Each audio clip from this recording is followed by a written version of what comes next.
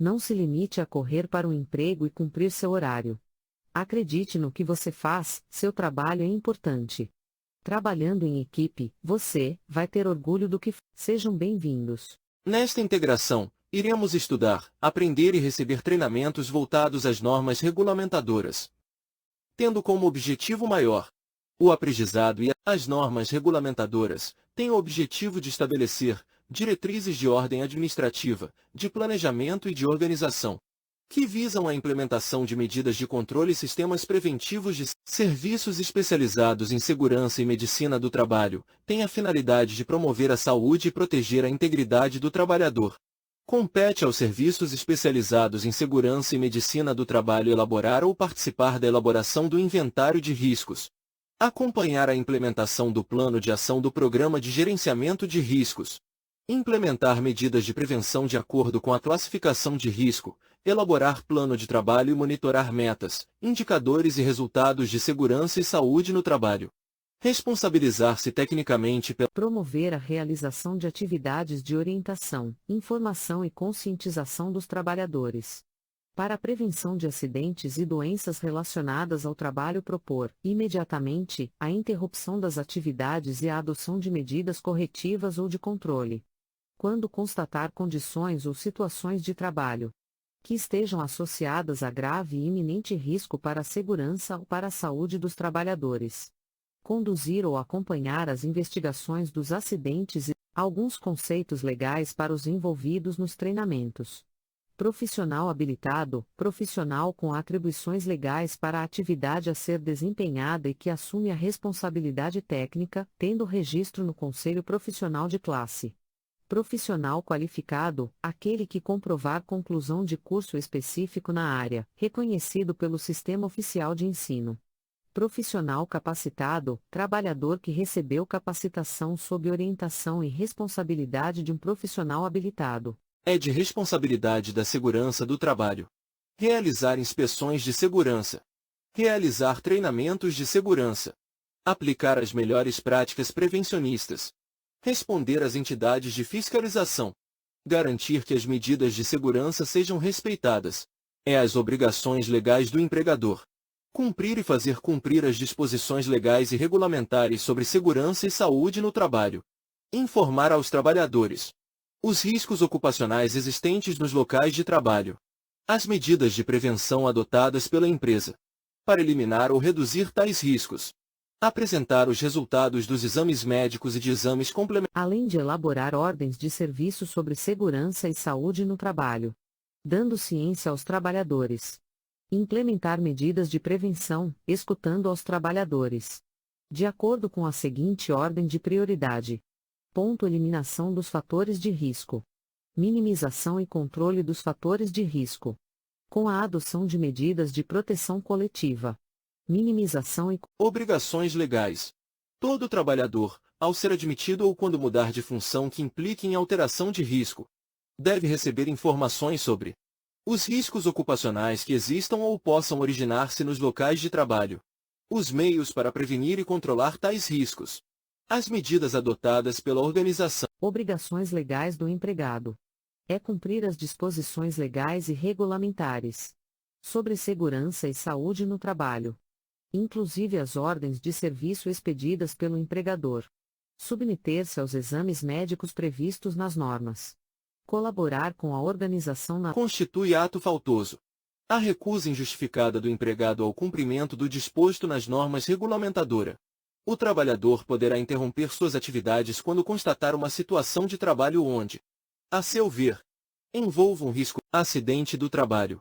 Acidente típico é aquele que ocorre pelo exercício do trabalho a serviço da empresa, provocando lesão corporal ou perturbação funcional que causa morte, a perda ou redução, permanente ou temporária, da capacidade para o trabalho. Procedimentos a serem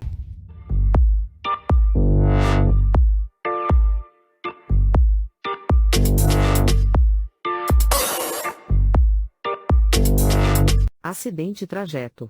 É o que ocorre no trajeto de casa para o local de trabalho ou deste para aquela. Qualquer que seja o meio de locomoção. Desde que se siga uma rota cotidiana. Procedimentos a serem tomados. Comunicar à sua empresa preferida. Causas de acidente do trabalho. Incidente. Evento não planejado. Que tem o potencial de levar a um acidente. Evento que deu origem a um acidente ou que tinha o potencial. Então, combinado lá em casa amanhã depois do trabalho? Cara, amanhã não vai dar. Amanhã é meu dia de sofrer um acidente. Vai já? É, a pedra do esmeril vai soltar e esmagar meu olho esquerdo. Vou ficar te devendo.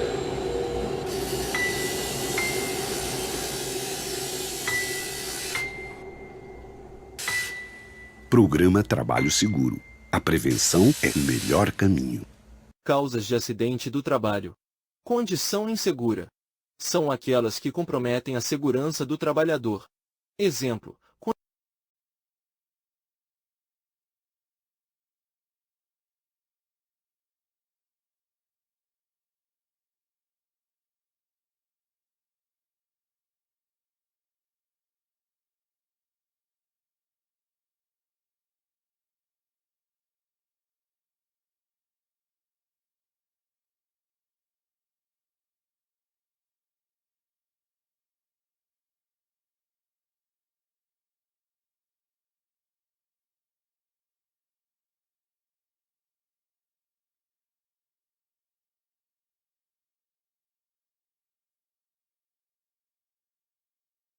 Causas de acidente do trabalho.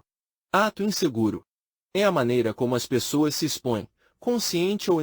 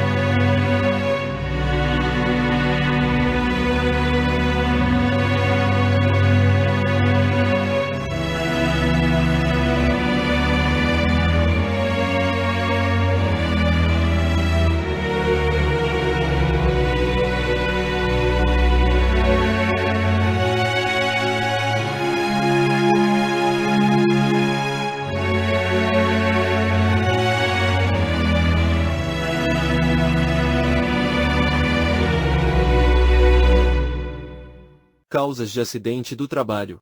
Pirâmide de desvios. A pirâmide de desvio é responsável por mostrar a importância do registro bem feito de eventos relacionados à segurança. Além disso, o tratamento dado a esses eventos. Permissão de trabalho. Análise de risco. Análise de risco com eletricidade. Toda atividade de risco deverá ter sua permissão de trabalho e análise de risco, emitidos e validados por pessoa autorizada. A validade da permissão de trabalho será de um turno de trabalho. Caso o colaborador se desloque de um local para outro em que já esteja acontecendo a atividade, o encarregado da atividade vai orientar na sua chegada. E acrescentar, as condições impeditivas são todas as situações em que a atividade não deve ser iniciada ou deve ser paralisada, a fim de garantir a integridade dos colaboradores. São exemplos: ventos acima de 40 km por hora, incidência de raios, previsão de chuvas forte, equipamentos com avarias, ambiente de trabalho com pouca e sem nenhuma iluminação, ausência de proteção coletiva. Não se limite a correr para o emprego e cumprir seu horário. Acredite no que você faz, seu trabalho é importante. Trabalhando em equipe, você vai ter orgulho do que. Sejam bem-vindos.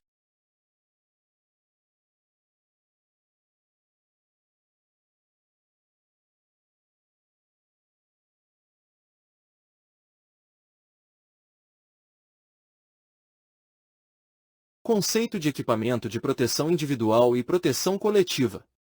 Equipamento de proteção individual, o dispositivo ou produto de uso individual utilizado pelo trabalhador, concebido e fabricado para oferecer proteção contra os riscos ocupacionais existentes no ambiente de trabalho. Equipamento conjugado de proteção individual, todo aquele utilizado pelo trabalhador, composto por vários dispositivos que o fabricante tenha conjugado contra um ou mais riscos ocupacionais existentes no ambiente de trabalho. Proteção coletiva. Obriga-se o empregador, quanto ao equipamento de proteção individual, a adquirir o tipo adequado à atividade do empregado. Fornecer somente equipamento de proteção individual aprovado pelo Ministério do Trabalho e Emprego. Treinar o trabalhador sobre o seu uso adequado. Tornar obrigatório o seu uso. Substituí-lo, imediatamente, quando danificado ou extraviado. Responsabilizar-se pela sua higienização e manutenção periódica. Comunicar ao Ministério do Trabalho e Emprego. Obriga-se o empregado, quanto ao uso do equipamento de proteção individual. Usá-lo apenas para a finalidade a que se destina. Responsabilizar-se por sua guarda e conservação. Comunicar ao empregador qualquer alteração que o torne impróprio para uso. Cumprir as determinações do empregador sobre seu uso adequado. Equipamento de proteção individual. Capacete. Luva de segurança. Bafador tipo concha. Óculos de proteção. Kit de trabalho com corda. Trava-quedas. Bota de segurança. Guarda e conservação. Algumas pessoas não sabem, mas os equipamentos de proteção individual devem ser lavados, e é preciso tomar os seguintes cuidados com eles. Alguns equipamentos de proteção individual devem ser lavados todos os dias, outros dependem. Capacete. Passe um pano úmido, ao final do dia, para retirar o excesso de sujeira. Caso esteja trincado ou sem a fita, não o utilize. Solicite a reposição da fita. Ou peça um novo capacete ao responsável direto da obra. Óculos. Ao final da jornada pode lavá-lo com sabão neutro ou detergente. Não utilize se estiver embaçado ou trincado.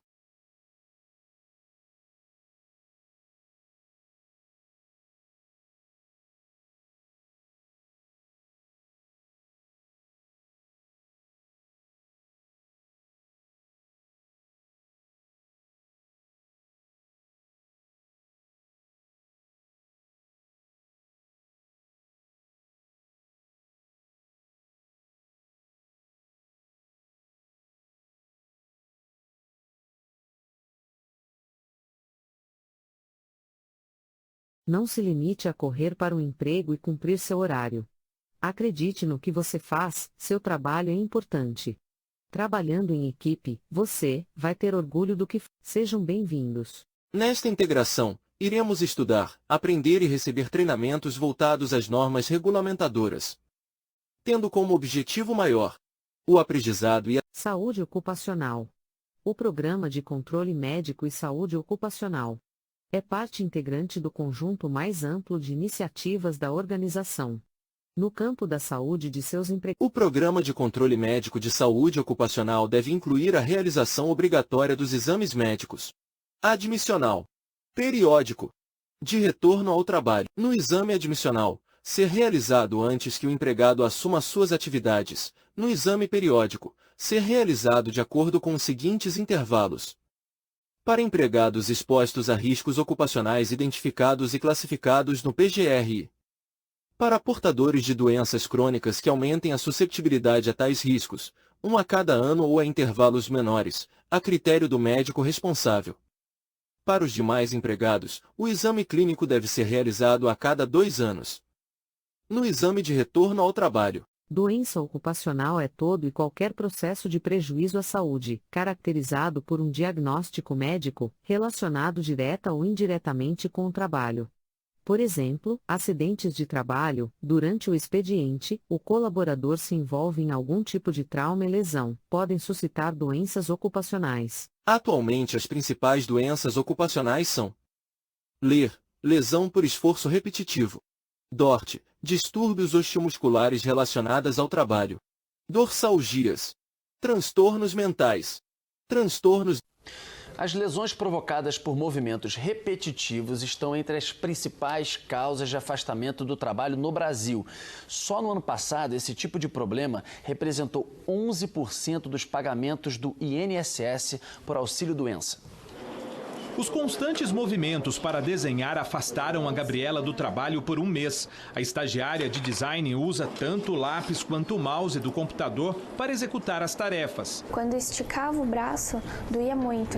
Era uma dor insuportável. Então, quanto mais eu fazia aquele movimento repetitivo no mouse, mais doía. A lesão por esforço repetitivo, conhecida como LER, geralmente é provocada por movimentos contínuos, que sobrecarregam os nervos, músculos e tendões. Entre os primeiros sintomas estão falta de sensibilidade, formigamento e dificuldade para segurar objetos. Em estágios avançados, aparecem cistos e inchaços. No ano passado, 22 mil trabalhadores ficaram afastados por mais de 15 dias para tratar lesões do esforço repetitivo. O número representa 11% de todos os benefícios concedidos pelo INSS em 2017. O tempo de afastamento, ele está relacionado muito a partir do momento que você diagnostica o problema. Esse problema está vindo de muito tempo antes e não há uma conscientização desta pessoa de que isto é um problema ocupacional. Ele acha que vai passar. Ele descansa um final de semana, um analgésico. Quanto mais cedo, mais precoce você identificar o problema, mais rápido você volta ao trabalho. As inflamações mais comuns são no ombro e nas articulações. Além dos movimentos frequentes, o ritmo intenso de trabalho e a postura inadequada são alguns dos fatores que podem contribuir para o surgimento desse tipo de lesão. O Ezequiel dirige ônibus há quase 30 anos. Com veículos mais modernos, ficou melhor exercer a profissão, mas tem dia que o braço pesa. Chega com o tempo, vai gastando, né? Daí vai aparecendo as dores, né? Bucite, tendinite. Ações simples podem evitar o surgimento das lesões por esforço repetitivo, como fazer pausas durante o trabalho, se possível com exercícios de alongamento, manter uma postura correta, com ombros relaxados, pulsos retos e pés totalmente apoiados no chão e, se trabalhar usando computadores, manter o monitor na altura dos olhos. Existem diversos tipos de infecções sexualmente transmissíveis, mas os exemplos mais conhecidos são herpes genital, cancro mole, cancroide, HPV, doença inflamatória pélvica, DIP, donovanose, gonorreia e infecção por clamídia, linfogranuloma venéreo, LGV, sífilis. Primeiros socorros são os cuidados iniciais que devem ser prestados rapidamente a uma pessoa, vítima de acidentes ou de mal súbito, cujo estado físico põe em perigo a sua vida, com o fim de manter as funções vitais e evitar o agravamento de suas condições, aplicando medidas e procedimentos até a chegada de assistência. Queimaduras são lesões da pele ou outros tecidos causadas por contato térmico, radioativo, químico ou elétrico. Classificam-se por profundidade, espessura parcial profunda e espessura total, porcentagem da área de superfície corporal total acometida. Queimaduras de primeiro grau. Afetam apenas a epiderme. Queimaduras de segundo grau. Afetam a epiderme e parte da derme. Queimaduras de terceiro grau. Afetam epiderme, derme e estruturas mais profundas. Lesão é um termo não específico usado para descrever qualquer dano ou mudança normal no tecido de um organismo vivo. Luxações, um deslocamento da articulação, fazendo com que os ossos não se conectem mais. Fraturas é uma rachadura ou quebra de um osso. A maioria das fraturas resulta de uma força aplicada ao osso. As fraturas geralmente resultam de lesões ou esforço excessivo. Imobilização para transporte é um procedimento médico realizado com o objetivo de restringir o movimento de uma determinada parte do corpo ou do corpo inteiro, como braços, pernas ou pescoço, com o objetivo de preservar a vítima de possíveis agravos. Essa técnica é amplamente utilizada em diversas situações, podendo ser utilizada com auxílio de maca para transporte. Vai!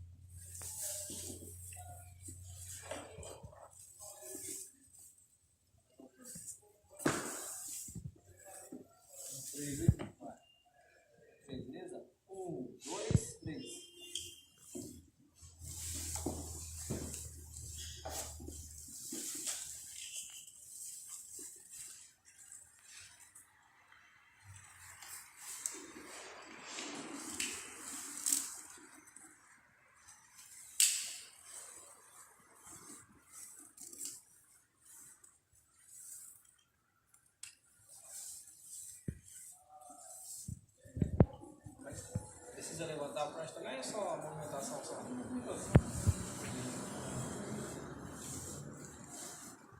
Já era. Não se limite a correr para o emprego e cumprir seu horário. Acredite no que você faz, seu trabalho é importante.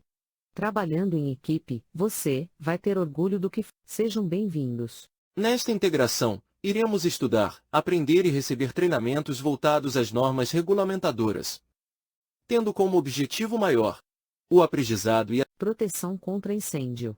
Estes procedimentos evitam que o fogo se propague pela edificação a partir de uma abordagem mais direta e assertiva. Veremos quais as classes de fogo. Fogo é a forma de energia que eleva a temperatura, gerada da transformação de outras energias, através de processo físico ou químico. Fogo é a forma de energia que eleva a temperatura, gerada da transformação de outras energias, através de processo físico ou químico. O calor é a face do tetraedro do fogo que se caracteriza como a energia de ativação necessária para que ocorra o fogo. Existem 5 classes de incêndio: A, B, C, D e K. O objetivo dessa classificação é proporcionar o combate seguro às chamas de forma eficiente, já que, de acordo com tipo de extintores: pó químico, PQS, água pressurizada, gás carbônico, CO2. Não se limite a correr para o emprego e cumprir seu horário. Acredite no que você faz, seu trabalho é importante. Trabalhando em equipe, você vai ter orgulho do que faz. Sejam bem-vindos. Veremos a seguir temas abordando as normas regulamentadoras, voltadas aos profissionais que exercem atividades com equipamentos elétricos mecânicos. Norma regulamentadora número 10 estabelece os requisitos e condições mínimas, objetivando a implementação de medidas de controle e sistemas preventivos, de forma a garantir a segurança e a saúde dos trabalhadores que, direta ou indiretamente, interajam em instalações elétricas e serviços com eletricidade. Alguns conceitos legais para os envolvidos nos treinamentos: profissional habilitado, profissional com atribuições legais para a atividade a ser desempenhada e que assume a responsabilidade técnica, tendo registro no Conselho Profissional de Classe. Profissional qualificado, aquele que comprovar serviços com eletricidade. Medidas de proteção coletiva. Em todos os serviços executados em instalações elétricas, devem ser previstas e adotadas, prioritariamente, medidas de proteção coletiva, mediante procedimentos. Nos locais de trabalho só podem ser utilizados equipamentos, dispositivos e ferramentas elétricas compatíveis com a instalação elétrica existente, preservando-se as características de proteção, respeitadas as recomendações do fabricante e as influências externas. Os equipamentos, dispositivos e ferramentas que possuam isolamento elétrico devem estar adequados às tensões envolvidas, e serem inspecionados e testados de acordo com as regulamentações existentes ou recomendações dos fabricantes. Norma regulamentadora 11. Nos equipamentos de transporte, com força motriz própria, o operador deverá receber treinamento específico, dado pela empresa, que o habilitará nessa função. Os operadores de equipamentos de transporte motorizado deverão ser habilitados e só poderão dirigir, se durante o horário de trabalho portarem um cartão de identificação, com o nome e fotografia, em lugar visível. O cartão terá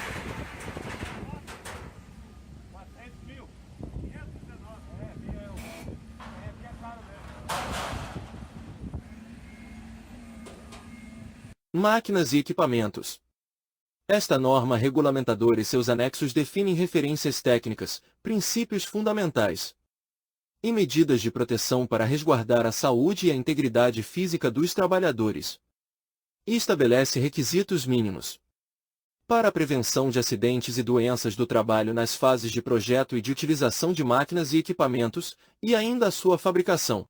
Cabe aos trabalhadores cumprir todas as orientações relativas aos procedimentos seguros de operação, alimentação, abastecimento, limpeza, manutenção, inspeção, transporte, desativação, desmonte e descarte das máquinas e equipamentos.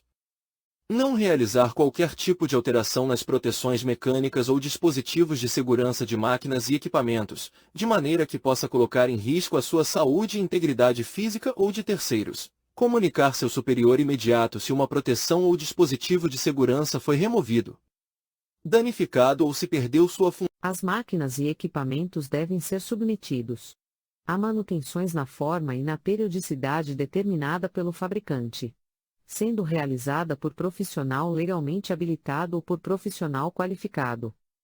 As manutenções devem ser registradas em livro próprio, ficha ou sistema informatizado interno da empresa, com os seguintes dados: intervenções realizadas, data da realização de cada intervenção, serviço realizado, peças reparadas ou substituídas, condições de segurança do equipamento.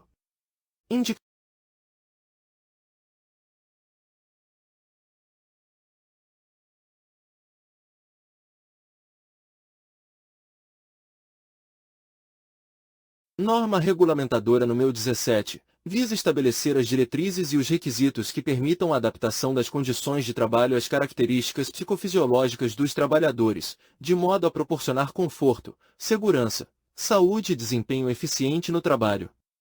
As condições de trabalho incluem aspectos relacionados ao levantamento, transporte e descarga de materiais, ao mobiliário dos postos de trabalho, ao trabalho com máquinas, equipamentos e ferramentas manuais, as condições de conforto no ambiente de trabalho e a própria organização do trabalho. Nas atividades que exijam sobrecarga muscular estática ou dinâmica do tronco, do pescoço, da cabeça, dos membros superiores e dos membros inferiores, devem ser adotadas medidas técnicas de engenharia organizacionais e ou administrativas, com o objetivo de eliminar ou reduzir essas sobrecargas.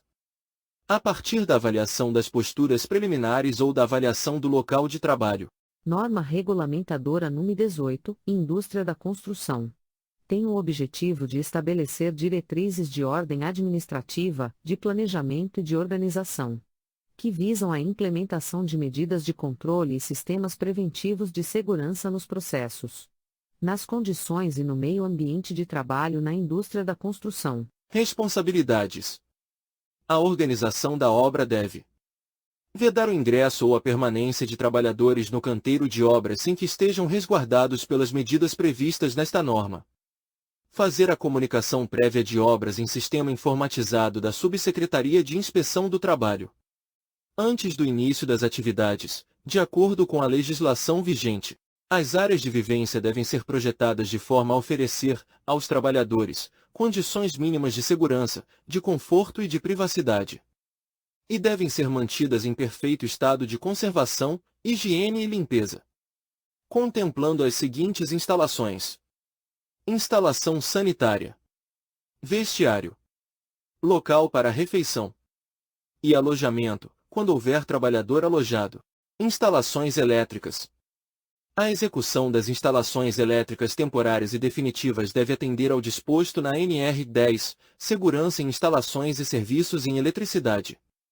As instalações elétricas temporárias devem ser executadas e mantidas conforme projeto elétrico elaborado por profissional legalmente habilitado. Os serviços e instalações elétricas devem ser realizados por trabalhadores autorizados conforme a norma. É proibida a existência de partes vivas expostas, não sendo acessíveis pelos trabalhadores não autorizados em instalações e equipamentos elétricos. Os condutores elétricos devem ser dispostos de maneira a não obstruir a circulação de pessoas e materiais. Estar protegidos contra impactos mecânicos, umidade, máquinas e equipamentos móveis e ferramentas elétricas portáteis. Devem ser conectadas à rede de alimentação elétrica, por intermédio de conjunto de plugue e tomada, em conformidade com as normas técnicas nacional vigentes. Escadas portáteis. A escada portátil deve ser selecionada de acordo com a carga projetada, de forma a resistir ao peso aplicado durante o acesso ou a execução da tarefa, ser considerando os esforços quando da utilização de sistemas de proteção contra quedas, e considerando as situações de resgate. É proibido utilizar escada portátil nas proximidades de portas ou áreas de circulação, de aberturas e vãos e em locais onde haja risco de queda de objetos ou materiais, exceto quando adotadas medidas de prevenção. Em estruturas sem resistência, junto a redes e equipamentos elétricos energizados desprotegidos. Medidas de prevenção contra a queda de altura. É obrigatória a instalação de proteção coletiva onde houver risco de queda de trabalhadores ou de projeção de materiais e objetos no entorno da obra. Ser projetada por profissional legalmente habilitado. As aberturas no piso devem ter fechamento provisório constituído de material resistente travado ou fixado na estrutura, ou ser dotada de sistema de proteção contra quedas. Norma regulamentadora número 35. É considerado trabalho em altura aquele realizado a partir de 2 metros do piso inferior, onde haja risco de queda. Somente trabalhador capacitado realizará trabalho em altura, ou seja, aquele que recebeu o treinamento de 8 horas no curso de norma regulamentadora número 35 com validade de 2 anos. O atestado de saúde ocupacional especificará aptidão para trabalho em altura. A atividade sempre será realizada por, pelo menos, 2 trabalhadores. A atividade será paralisada sempre que as condições climáticas não forem favoráveis. Os trabalhadores não usarão nenhum tipo de adorno, anel, aliança, relógio, celular e outros. Todos os equipamentos de proteção individual e equipamento de proteção coletiva necessários à realização da atividade serão utilizados de forma correta. A área deverá ser sinalizada e isolada. As ferramentas serão amarradas junto ao trabalhador para impedir quedas acidentais. Durante todo o tempo o trabalhador ficará ancorado em estrutura fixa. A ancoragem citada acima será feita em linhas de vida fixas ou móveis, equipamento de proteção coletiva e linhas de vida por sistema proteção contra queda, por corda poliamida devem ter. Os cabos de fibra sintética utilizados para sustentação de cadeira suspensa ou como cabo guia para fixação do trava-quedas do cinto de segurança tipo paraquedista, deverá ser dotado de alerta visual amarelo. Anexo I. Especificações de segurança para cabos de fibra sintética.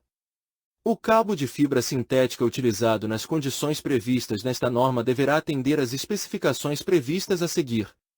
Deve ser constituído em trançado triplo e alma central, trançado externo em multifilamento de poliamida, trançado intermediário e o alerta visual de cor amarela. As linhas de vida devem ser montadas de acordo com o projeto emitido pelo engenheiro responsável. Os cabos de aço de tração devem ser inspecionados, de modo a conferir se os mesmos não estão com emendas e nem pernas quebradas, prevenindo que a segurança seja comprometida. Procedimentos para trabalho em altura, telhados e coberturas. Para trabalho em telhados e coberturas devem ser utilizados dispositivos dimensionados por profissional legalmente habilitado e que permitam a movimentação segura dos trabalhadores. É obrigatória a instalação de cabo-guia ou cabo de segurança para fixação de mecanismo de ligação por talabarte acoplado ao cinto de segurança tipo paraquedista. O cabo de segurança deve ter sua extremidade fixada à estrutura definitiva da edificação, por meio de espera de ancoragem, suporte ou grampo de fixação. Procedimentos para trabalho em altura. Somente trabalhadores capacitados farão trabalho em andaimes. O andaime deve ser montado de acordo com a legislação. O equipamento será montado em piso nivelado e amarrado em estrutura fixa. O piso do andaime poderá ser feito com tábuas de madeira, 30 mm, desde que não seja madeira verde, trincada e não esteja coberta com tinta ou qualquer outro material que impeça a visualização de defeitos.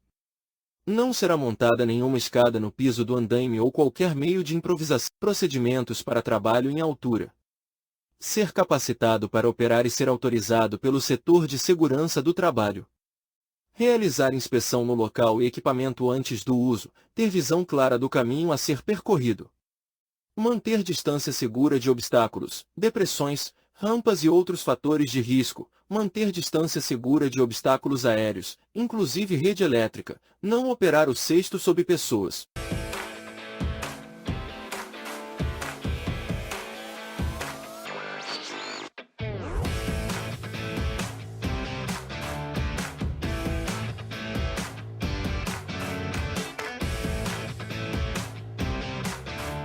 Procedimentos para trabalho a quente. É considerado trabalho a quente qualquer atividade de soldagem, esmerilhamento, corte e outras que possam gerar fonte de ignição como aquecimento, centelha ou chama. Somente trabalhador treinado realizará trabalho a quente. Será feita, pelo setor de segurança do trabalho, uma análise detalhada do local de realização da atividade. Eliminar ou neutralizar possíveis fontes de ignição no local das atividades. Disponibilizar um extintor de incêndio no local. Podem passar batidas. São 3 as classes de processos de soldagem. Ela pode ser feita por pressão, fusão sem pressão e por solda forte. Na hora de fazer a solda por arco voltaico, se liga em quem entra na história: a eletricidade, luz, calor, material a ser depositado, material básico, gases, escória e também os gases vindos da escória e do arco. Procedimentos para trabalho com içamento e movimentação de carga. Todo equipamento de guindar, içar e movimentação de carga deve ser operado por profissional qualificado. Toda a área para içamento e movimentação de carga deverá estar isolada e sinalizada. Nunca ficar debaixo de cargas suspensas. Sempre que for guiar carga, usar corda e estar a uma distância segura. Cordas, equipamentos, local devem ser sempre checados antes do início da atividade. Nunca exceder capacidade de carga dos equipamentos e nem exceder o raio de operação.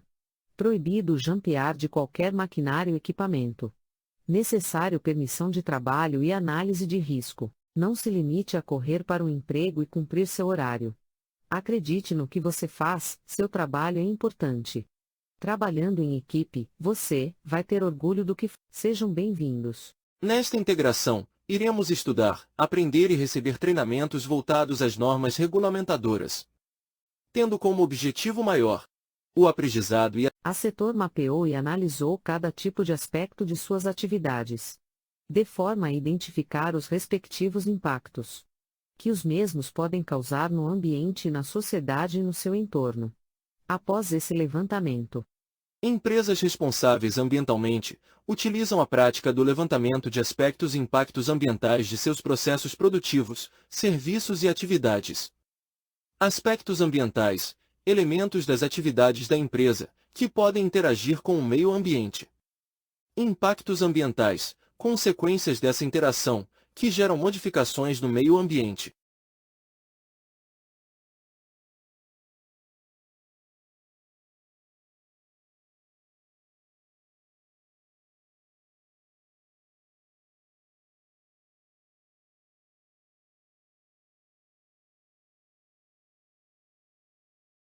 Resíduos classe 1, perigosos.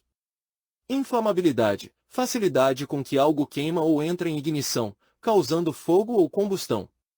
Corrosividade, fenômeno de deterioração e perda de material devido a reações químicas e eletrônicas. Reatividade, é a tendência que uma reação química tende a acontecer. Toxicidade, qualidade que caracteriza o grau de qualquer substância nociva para um organismo vivo ou para uma parte específica desse organismo. Patogenicidade, resíduos que contêm micro-organismos patogênicos como proteínas virais, organismos geneticamente modificados, dentre outros.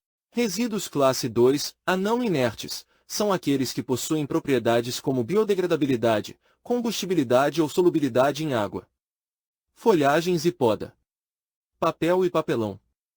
Restos de alimentos. Resíduos classe 2b, inertes, quando são submetidos a um contato dinâmico e estático com água destilada ou deionizada, na temperatura ambiente, não tem nenhum de seus constituintes solubilizados em concentrações superiores aos padrões de potabilidade da água, com exceção de aspecto, cor, turbidez, dureza e sabor. Exemplos: madeira, vidro, plástico, sucata. Providenciar abrigos de resíduos de forma que atendam às melhores práticas de mercado e aos requisitos legais. Contentores cobertos em áreas definidas, isoladas e sinalizadas para armazenamento de resíduos. Providenciar equipamentos apropriados para o transporte de resíduos conforme sua classe. Segregar os resíduos conforme o seu tipo: madeira, plástico, papel, metal. Implementar controles sobre a quantidade de resíduos gerados na obra, bem como o seu descarte. Apresentar no final da obra para a equipe de meio ambiente a planilha de gerenciamento de resíduos. A coleta seletiva pode ser definida como o recolhimento dos materiais que são possíveis de serem reciclados, previamente separados na fonte geradora. Benefícios: evita a poluição do ambiente provocada pelo lixo, aumenta a vida útil dos aterros sanitários, pois diminui a quantidade de resíduos a serem. Abrigo. Ventilação natural, ambiente coberto, piso impermeável, distante de fontes de ignição, identificação e sinalização de acordo com os produtos armazenados, Colocar ficha de emergência nos produtos armazenados. Acesso restrito a pessoas autorizadas. Contar com sistema de combate a incêndio. Bacia de contenção com capacidade superior ao somatório dos volumes dos produtos armazenados. Eventos ambientais. São ações adversas que podem causar algumas modificações, danos ao meio ambiente, por exemplo, acidentes com animais peçonhentos, abelhas, escorpiões, aranhas, serpentes, atropelamento e morte de animais, multas por podas drásticas ou outros motivos ambientais, descumprimento de condicionantes ambientais, derramamentos de produtos químicos, combustíveis, óleo, graxa, tiner, tinta. Em casos de derramamento, toda obra deve ter um kit mitigação ambiental disponível. Itens mínimos: tambor, manta absorvente, cordão absorvente, travesseiro absorvente, pá antifaiscante, saco para descarte, EPIs. Necessário que seja feita a reposição do kit se o mesmo for utilizado na obra. Como agir em caso de derramamento? Verificar a cena, utilizar o EPI adequado e isolar a área. Buscar o kit mitigação ambiental. Limpar a área criando barreiras para contenção do vazamento, cordões de isolamento. Utilizar os materiais absorventes. Vedar todas as tubulações, canaletas existentes. Analisar se no local existe algum sistema de captação de água e garantir que o escoamento do produto seja interrompido. Construir aceiros no entorno da área contaminada para evitar o risco de incêndio. Orientação geral. Não improvisar ferramentas, equipamentos ou acessos. Não obstruir equipamentos de combate a incêndio e emergência. Restringir o uso do aparelho celular. Vá para um local seguro. Receba sua chamada ou mensagem. Toda atividade será realizada por trabalhador que esteja com a integração em dia. Orientação geral. Não utilizar adorno, anéis, pulseiras, relógios, celulares e outros, no local e execução das atividades. Toda atividade deverá possuir análise de risco. Toda atividade deverá possuir permissão de trabalho. Todo local da atividade deverá estar sinalizado e isolado. Orientação geral. Não levar ao local de trabalho drogas lícitas ou ilícitas. Não trabalhar sob o efeito de bebidas alcoólicas ou qualquer tipo de droga. Proibido fumar nos locais das atividades. Qualquer dificuldade, dúvida ou problema encontrado pelo colaborador será repassado ao gestor ou setor de segurança do trabalho. Se nada mudar, invente, e quando mudar, entenda. Se ficar difícil, enfrente, e quando ficar fácil, agradeça. Se a tristeza rondar, alegre-se, e quando ficar alegre, contagie. E quando recomeçar, acredite. Você pode tudo. Tudo consegue pelo amor, e pela fé que você tem em Deus. Nosso muito obrigado e seja bem-vindo.